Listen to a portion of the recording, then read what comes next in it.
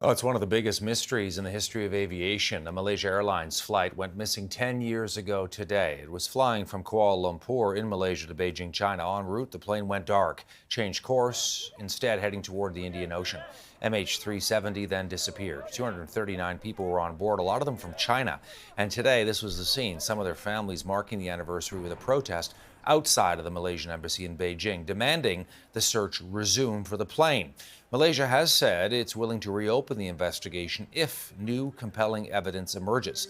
The flight, which was flying on that day, just disappeared, and there's no sense of what exactly happened. There was no mayday, no emergency call. It did trigger what had become the largest aviation search in history at the cost of more than $150 million. And to this day, only a couple of dozen pieces of debris have been found, some of them washing up thousands of kilometers away. Let's bring in Jeff Wise. He's an aviation journalist and author of The Taking of MH370. He also hosts a podcast, which is called Deep Dive MH370. Jeff, great to have you with us. You're well suited to talk about this on this anniversary. Thank you. Thanks for having me. Yeah, still a lot of things we don't know about what exactly went on, and a lot of families still very upset. Do you think there will be another search?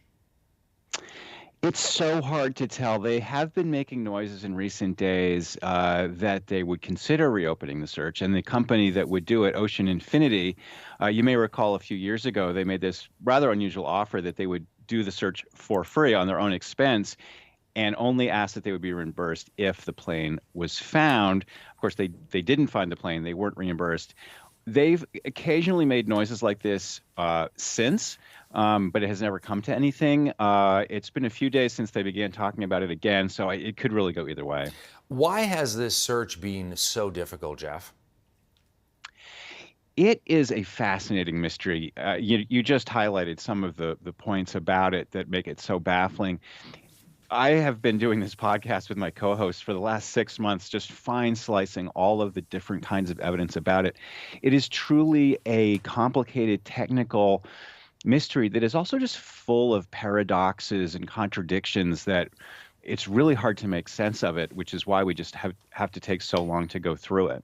The last communication with the cockpit, as you know well, it is recorded, and there doesn't seem to be anything wrong in terms of, the transmission that was sent between the pilots, and ground control. Everything about this case defies expectations. And you're right. The captain seemed very calm. Then a minute later, the whole plane suite of electronic communications shut down. The plane did a 180. And then it flew out of radar range, and the satellite communication system got turned back on. Nobody can really explain how or why that happened. So, yeah, and the more we learn, the more you look at it in fine detail, just the stranger it gets. Yeah, so it turns in the opposite direction. The transponder gets turned off. People theorizing maybe there was a hijacking, maybe something Right. happened on board in terms of the air quality. Maybe the plane runs out of fuel and crashes Right. into the ocean. Maybe the pilots try to do a landing on the ocean. I mean, so many different theories here. And then you see years later pieces of the fuselage showing up on beaches in Africa. Yes, that's right. And this is something actually in our podcast. We just released some new information yesterday in our latest episode. If you look at these pieces, and marine biologists have been studying this material really closely, there are these barnacles growing on it that can be used as kind of natural data taggers. And, much in the way that a tree grows rings every year, and so you can tell how old it is. These barnacles grow at a certain rate, so you can tell how long they've been in the water. It turns out that none of these pieces that washed up starting 16 months after the crash had been in the water more than a few months. Hey, so Really baffling. yeah, question for you. I mean, you've been looking at this for years. Do you have any theory? Well, between the thing I just mentioned, and then there's another thing we recently uncovered, which is a leading cybersecurity expert at the University of Texas, says that MH370 had a cybersecurity vulnerability. This plane was basically wide open. If you were an aggressive attacker who was on board the plane, there is an open, unlocked hatch at the front of the first class cabin. You go through that hatch, and you have basically got open access to all the computers on board the plane. No security, no passwords, nothing. What he called root level access. And so he says we really need to start looking at other explanations. Since this plane wasn't found on the southern seabed, we have to really start asking, was there a cybersecurity vulnerability that was exploited? Could this plane have been hacked and taken somewhere else? Hey, a lot of interest in the podcast you've been doing. Your thoughts on why this kind of story and others like it are so fascinating to people?